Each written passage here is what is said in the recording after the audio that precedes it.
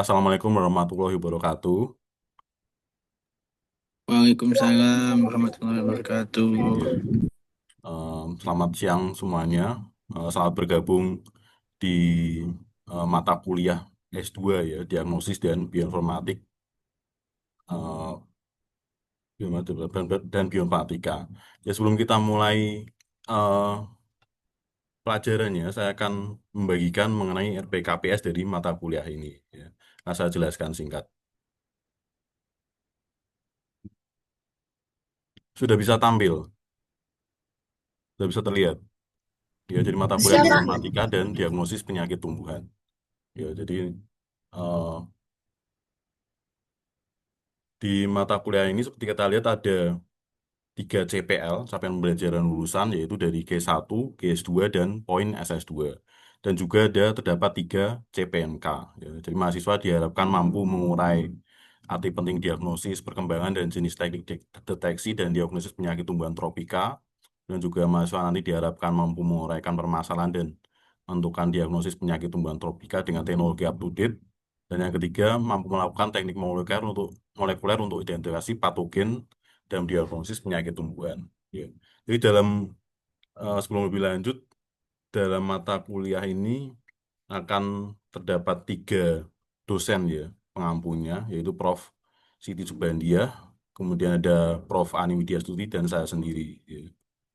Ini yang di bagian deteksi penyakit tumbuhan disebabkan oleh patogen dari golongan bakteri atau molekul nanti mungkin dijelaskan oleh Bu Siti Subhandiah. Sedangkan yang disebabkan oleh patogen dari jenis jamur akan dijelaskan oleh Prof. Ani, dan bagian saya akan menjelaskan penyakit disebabkan oleh virus. Ya, jadi seperti biasa dalam mata kuliah nanti ada 14 pertemuan ya. Yang bagian saya meliputi ada 4 kali pertemuan. Nanti juga ada UTS dan juga UAS ya. UTS setelah pertemuan ke-7, UAS-nya setelah pertemuan ke-14. Di bagian saya nanti ada 4 pertemuan meliputi yang pertama morfologi dan multiple infection of plant virus disease. Ya, pertemuan hari ini nanti. Kemudian yang kedua nanti virus genetic evolution, dilanjutkan tool for plant virus detection, dan yang terakhir nanti genomic analysis of plant virus. Sedangkan untuk referensinya ada dari buku Agrios dan Hull, ini ada di perpustakaan kita, kemudian dari jurnalnya, dan juga tambahan jurnalnya dari publikasi dosen-dosen pengampu mata kuliah ini ya. Ada yang dari publikasi Bu Ani, ada Bu Siti, dan saya sendiri. Nah, ini nanti silakan dibaca, ini semua bisa diakses secara online, tersedia secara online.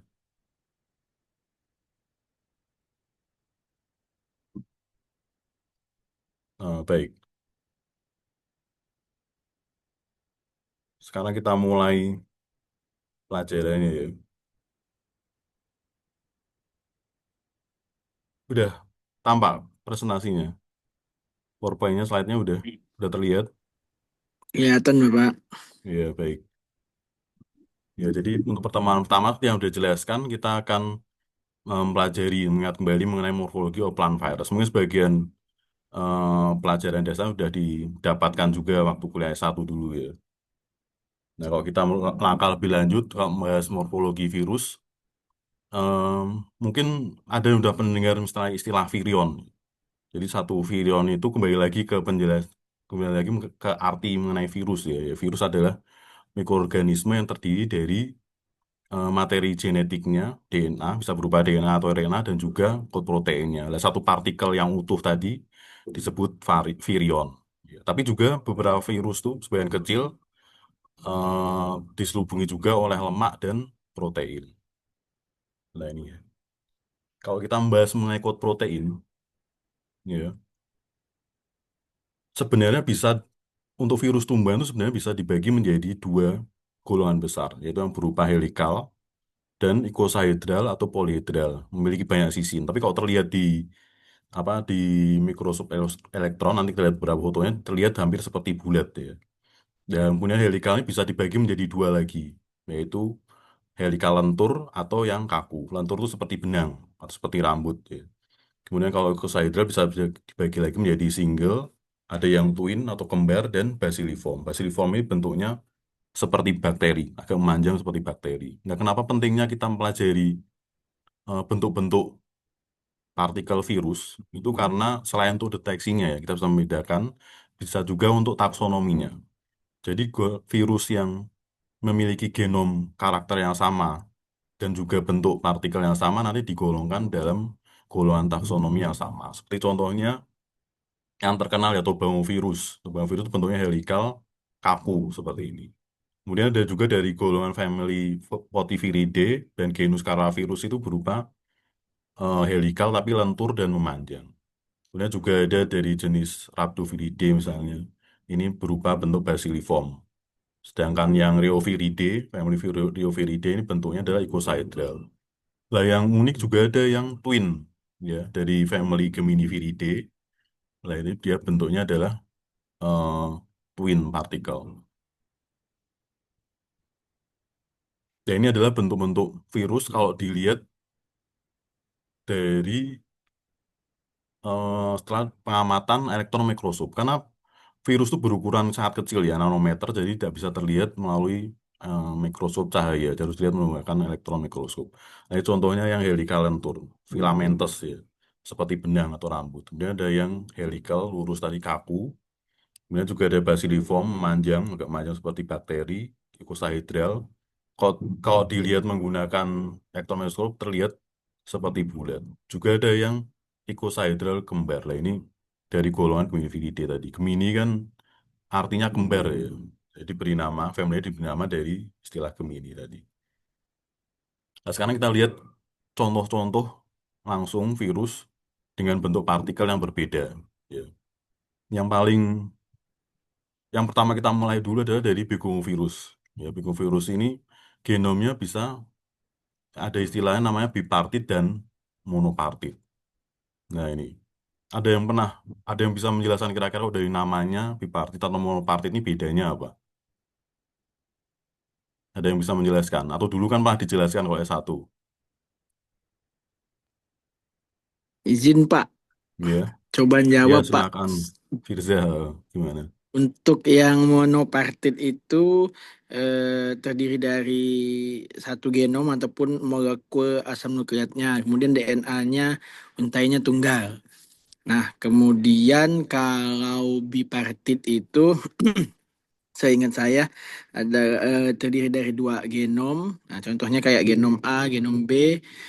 Kemudian dia komponen asam nukleatnya tuh terpisah gitu, Pak.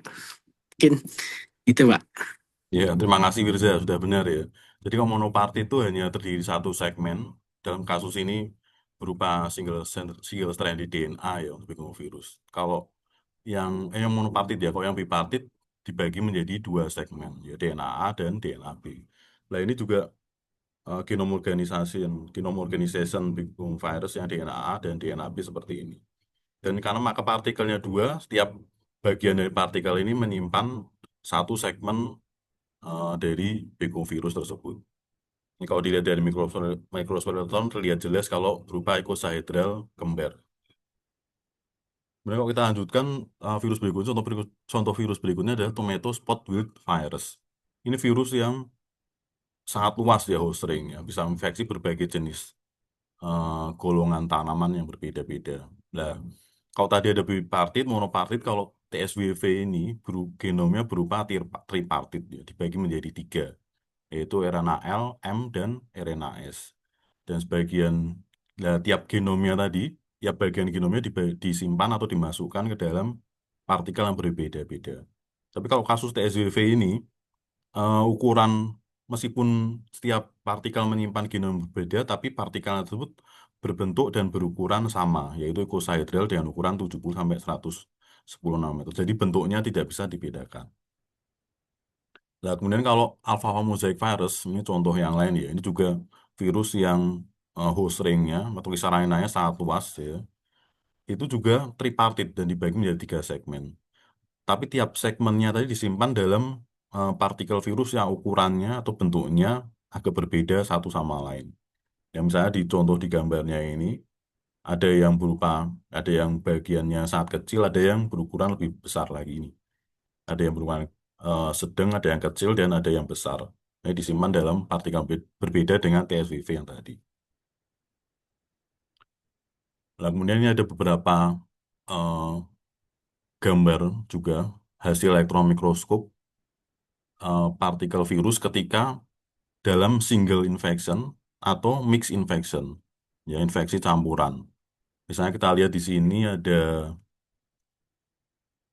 pep, pepino ya, pepino mosaic virus itu dari golongan virus. Tadi sudah sempat kita lihat sebentar kok virus itu partikelnya berupa filamentous yaitu helikal memanjang dan lentur.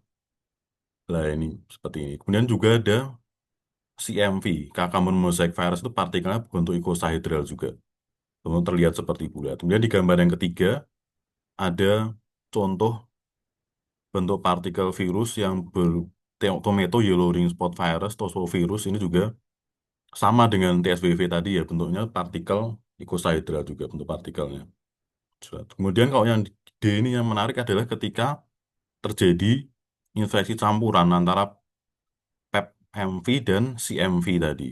Ya, seperti kita lihat yang diberi tanda gambar panah hitam itu adalah partikelnya PEP-MV yang berupa filamentus panjang dari lentur. Kemudian yang ditandai dengan bintang ini adalah partikelnya CMV yang bentuk bulat.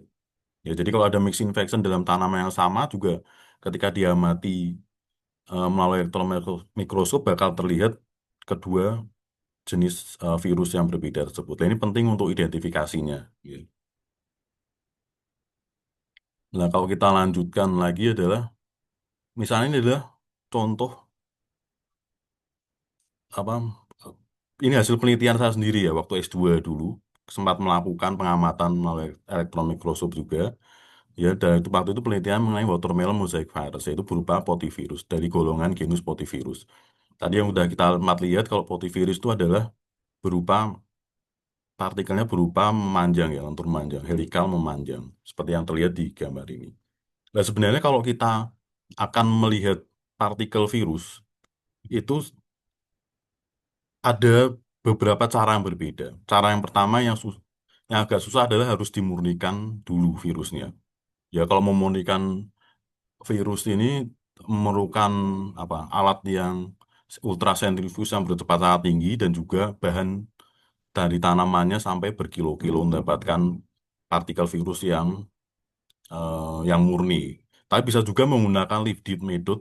Jadi tanaman bergejala atau terinfeksi tinggal dipotong, kemudian dicelupkan ke buffernya, kemudian nanti bisa dilihat langsung. Nah ini kalau saya dulu melakukan menggunakan lift deep methods namanya. Jadi daunnya langsung dipotong, kemudian dicelupkan ke buffernya tadi, kemudian dilihat. Tapi apa bedanya dengan yang dimurnikan tadi? Kalau tadi sebelumnya kan partikel, lah kalau kita murnikan, kalau yang dimurni virus yang partikel virus yang sudah dimurnikan tadi, udah secara murni, eh, hanya terlihat partikel virusnya. Tapi kalau lift deep method ini memang lebih mudah, tapi apa bagian-bagian dari tanaman bakal terlihat di bagian backgroundnya. Itu perbedaannya. Ya. Yang meskipun memang caranya lebih mudah, lebih cepat, tapi kelemahannya adalah bagian tanamannya juga bakal terlihat atau teramati melalui elektron mikroskop. Ya ini ada beberapa daftar pustaka eh, yang menjadi referensi untuk mata pelajaran hari ini. Sampai di sini ada pertanyaan. Izin Pak, mau Ya, tanya. ya, silakan Suster. eh iya, iya tadi kan dijelaskan Pak bahwa partikel virus itu satu partikel itu menyimpan satu segmen yang berbeda. Jadi kalau dia ada lebih dari satu segmen, maka ya satu-satu itu ditempatkan di partikel yang berbeda. Nah, terus efek ketanamannya nanti seperti apa Pak? Kalau apakah tiap partikel itu harus ada dalam tangan supaya dapat memberikan atau menimbulkan gejala dan memberikan apa ya agar dapat menginfeksi ke tanaman begitu. Iya, Itu aja Pak, makasih. ya. Baik, terima kasih. Ini pertanyaan yang eh, bagus juga. Sebenarnya mungkin sebagian bakal dijelaskan di pelajaran berikutnya ya. Jadi kalau virus itu minimal perlu memiliki tiga protein ya yang esensial untuk replikasi untuk infeksi itu ada minimal tiga. Yang pertama adalah code protein tadi, yang bentuk code proteinnya. Kalau nggak ada code proteinnya kan tentu saja tidak terbentuk ya partikel virusnya. Kemudian yang kedua adalah replikasinya. Kalau nggak ada replication protein ya nggak mungkin bereplikasi. Yang ketiga adalah movement protein. Ya kalau nggak ada movement juga virus tidak bisa menular dari satu sel ke sel yang lain atau ditularkan melalui vektornya. Jadi tiga itu yang esensial ya untuk satu virus minimal. Mungkin ada protein-protein lain juga yang berperan dalam sebuah virus.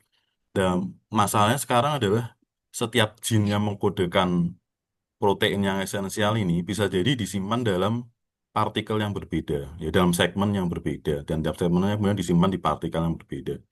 Nah, kalau misalnya tidak ada salah satu partikel yang dibutuhkan, ya bisa jadi tidak jadi infeksinya atau tidak terjadi replikasinya. Ya, jadi biasanya diperlukan semua segmen tersebut atau partikel-partikel yang berbeda tersebut dalam satu tanaman agar bisa terjadi infeksi atau terjadi replikasi bagi virusnya. Ya, mungkin itu. Sudah cukup menjelaskan, Sista? Oh, iya, ampun Pak. Terima Ya, kasih. baik, terima kasih. Ya, baiklah kalau em, sudah ada pertanyaan lagi, kita cukupkan pelajarannya sekian. Terima kasih atas perhatiannya. Ya, nanti kita lanjutkan pertemuannya minggu depan lagi. Assalamualaikum warahmatullahi wabarakatuh. Waalaikumsalam warahmatullahi wabarakatuh. Terima kasih, Pak. Selamat siang semuanya. Pak. Siap, Pak. Izin dulu, Bapak.